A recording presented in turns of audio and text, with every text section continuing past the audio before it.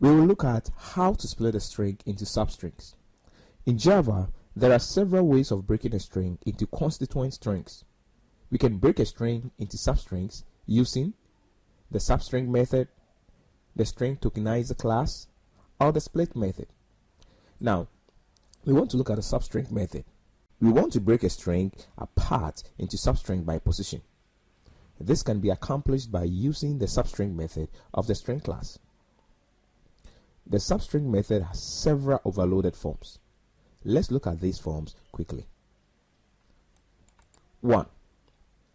The substring method that takes one argument. Now, this method takes one int value as its argument. The argument begin index is the beginning index of the substring. That is where the substring begins. Now, take note that index in Java is read from 0. Let's look at an example. The string reference variable references the string James Gosling. Now, when we write name.substring6, it produces Gosling. Now, we count from 0, so we have 0, 1, 2, 3, 4, 5, 6. So, to extract the name Gosling, or when we pass 6 to the substring method, we are extracting the substring from the index 6. Yes, the letter G is at the index 6, and that is the position we want to begin the extraction of our substring. Notice that the space character after the letter S also is counted. Let's declare a variable, a string variable. I'm calling it name.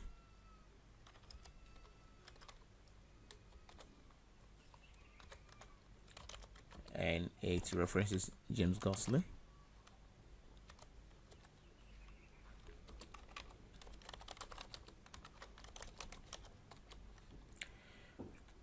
And what I'm gonna do is to print a substring of the string James Gosling from the index 6. So as we said initially, counting the characters in James Gosling is going to start from here. So it will be JAMES, that is 0, 1, 2, 3, 4. So the space character is going to be 5. Then 6 will start from the Gosling. So what I'm going to do is to call the println method to print Gosling.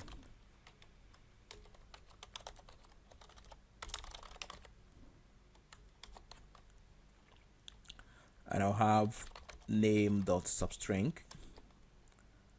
and I'm printing the substring from 6. Alright, so that is that. And when I run this program, I'm going to have the output Gosling.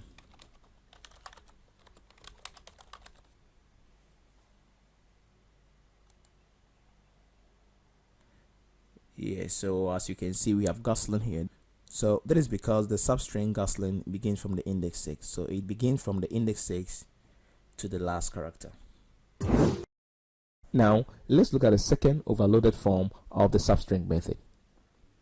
The second form of the substring method takes two arguments. The first is the beginning index. That is where we want the substring to begin. The end index is where we want the substring to end. However, note that the end index is interval exclusive. In other words, the value of the end index is not the last character in the substring. Now, to get our end index, we subtract 1 from the end index value. This property is very similar to the interval notation in mathematics. In mathematics, we have an open interval and a closed interval.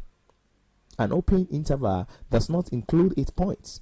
Example, 0, 5 in parentheses means greater than 0 but less than 5.